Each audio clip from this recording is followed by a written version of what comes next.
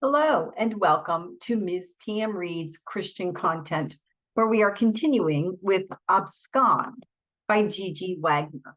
And in our last video,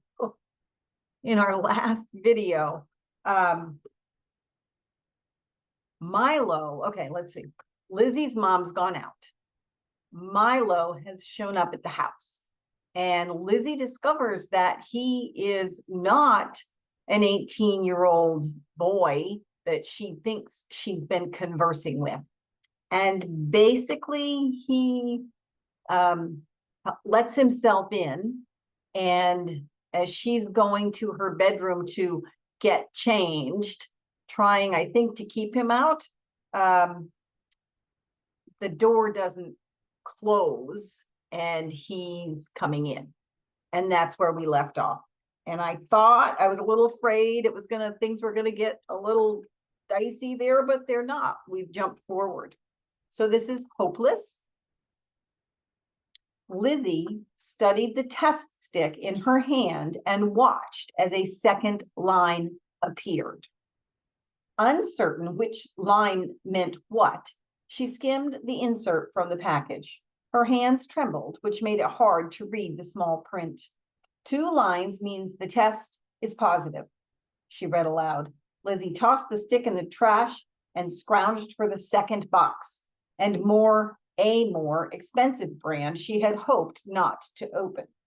Now there was a slim chance of a false positive, somewhere around the 1% range, but she determined to be optimistic. While the faucet ran, she read the directions, not surprised to learn the steps were identical. She stared at the home screen of her phone and watched as the minutes ticked. Never in her life had 3 minutes passed this slow. When it was time, she appeared at the stick, the distinct plus sign prominent. Lyzee's legs turned to jelly, and she leaned on the wall for support, allowing herself to slither to the floor. With her phone still in her hand, Lyzee maneuvered icy fingers over the keypad. She paused to look at the name beneath her poised fingers, her subconscious bringing her to Rory. Her phone thudded to the floor, and she drew her knees to her chest, burying her face. The gut-wrenching sobs caused her face to contort until her head hurt, and she gasped for breath. There was no one to call. Rory had been her best friend. How could she be so stupid to allow this to happen? God, this is too much. I can't. The alarm chimed, interrupting her rant.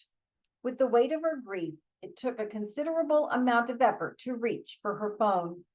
She stared at it, disgusted with herself to be in this situation with all of her absences and no other choice but to get ready for school.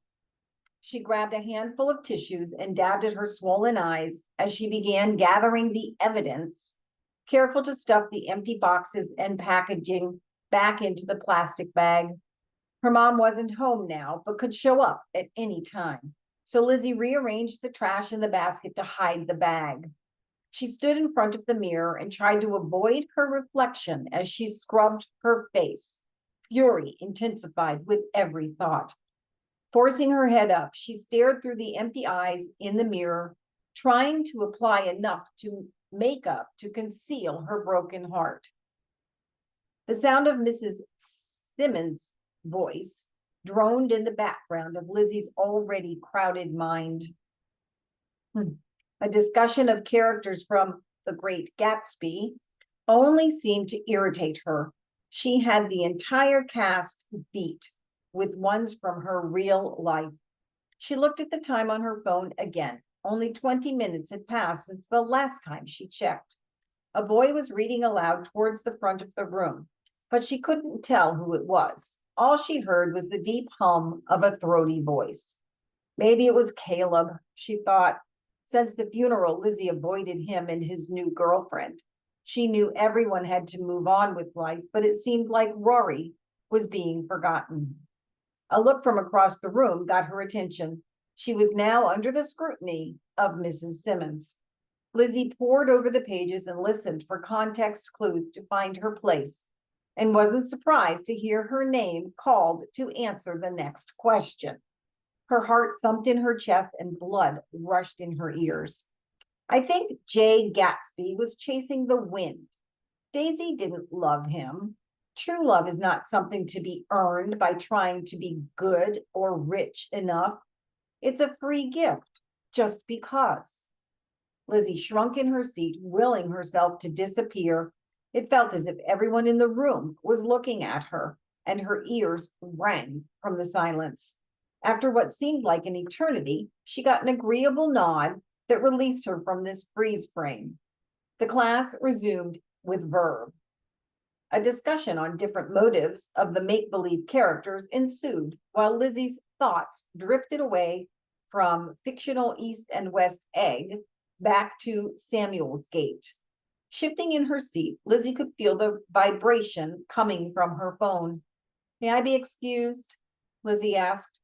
In the bathroom stall, Lizzie's hand clasped over her mouth, holding in a dry heave.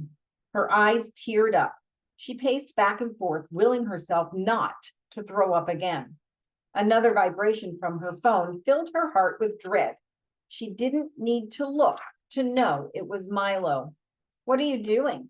I hope you're not hanging around with Caleb. I know what he wants. Are you eating lunch in the cafeteria or outside? Did you take your sweatpants to school for PE? Only sluts wear shorts in gym class. Make sure you text me the second you get home. Are you ignoring my texts? Don't try me, Lyzee. I'm warning you. I don't want to do it, but I will. So it sounds like maybe she's still seeing Milo, I guess, or has been. Lyzee swiped left on the conversation to mute and shoved her phone back into her pocket. Her life was already ruined. Let him go ahead and publish the pictures. She couldn't live like this anymore. Lyzee crumpled onto a bench closest to the bathroom door. This was one place she was certain Officer Stritsky would not check for skippers. Interesting. Our resource officer used to check the bathrooms all the time.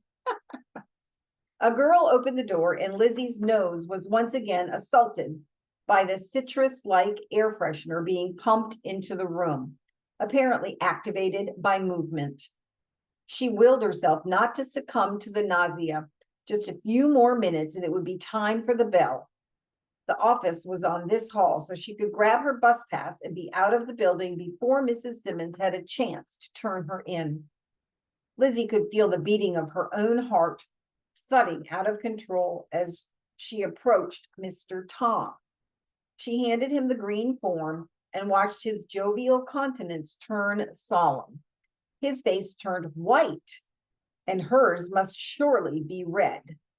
He closed his eyes, thumping the paper to his chest. When he opened them, she saw they were about to brim over. Lizzie's eyes pleaded with him without saying a word. I'm sure they'll be happy to see you. Pick any seat you want, he said. As the bus slowed, Lyzee made her way to the front, pausing next to Mr. Tom. Lyzee tensed when his hand reached for hers instead of the lever that opened the door.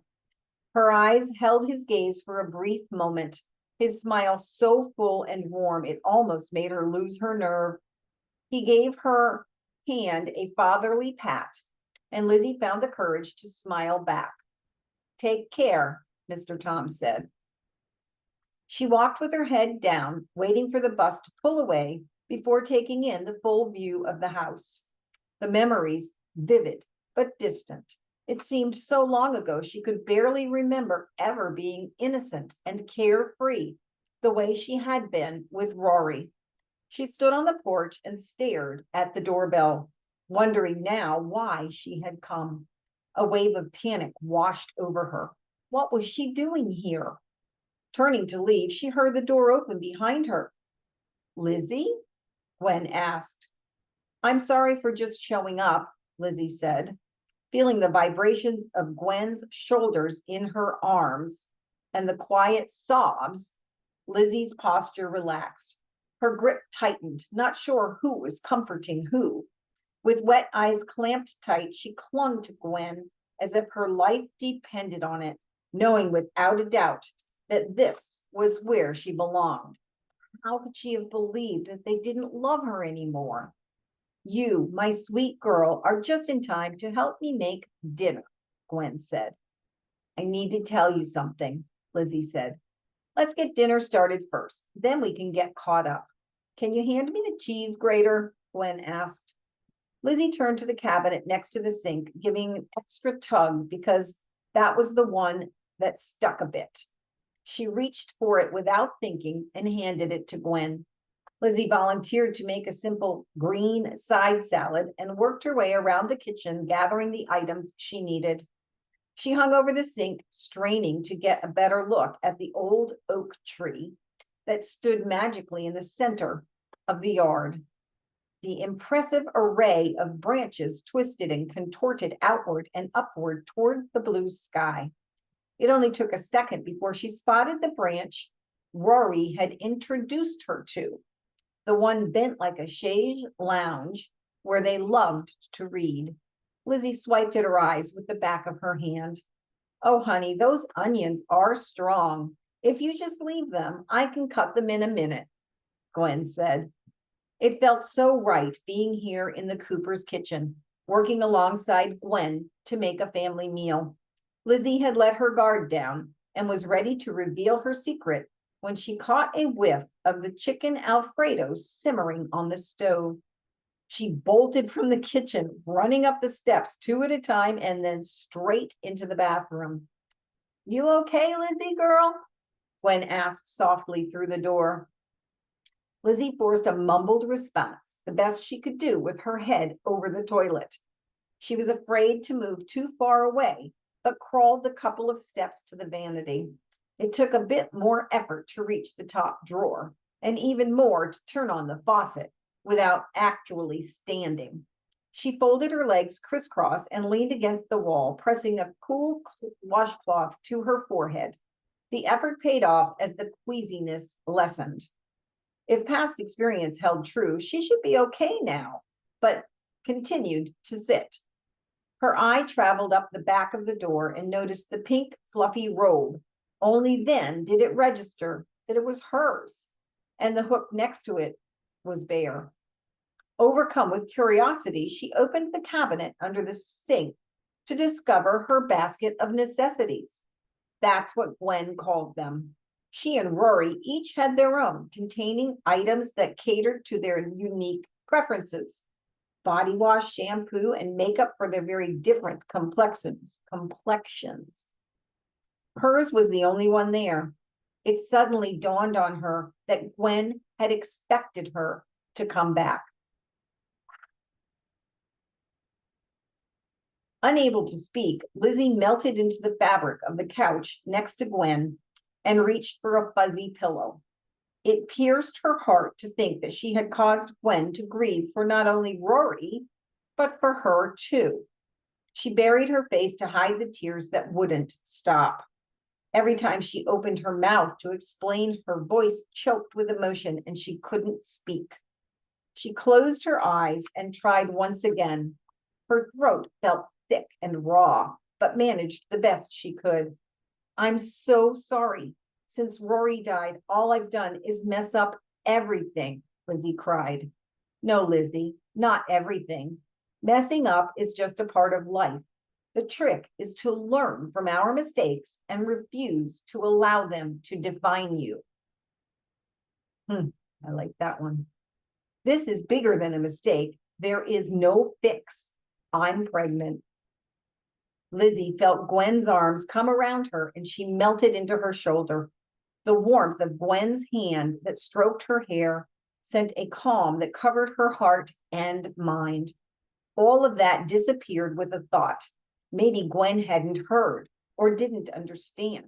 She pulled away, still clutching the pillow to search Gwen's face.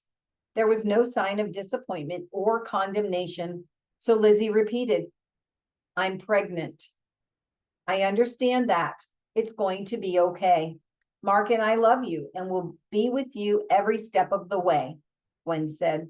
The anger Lyzee held for herself bubbled to the surface. There is no way anyone could love her And after Gwen knows the details, she won't either. Lyzee sucked in a few deep breaths while she scooted away from Gwen. Her mind raced and heart thumped as she searched for her words. I allowed this. I met him online and then agreed to start dating. He called me beautiful. That sounds so stupid. I'm a horrible person. It happened. There's nothing anyone can do about that now. But what is important is how we deal with this. Boy, that Gwen is a wise woman. Okay, that's the end of that section. Okay, I'm seeing rays of hope, not hopelessness. All right, you guys. I hope you have a wonderful day, and I will see you next time.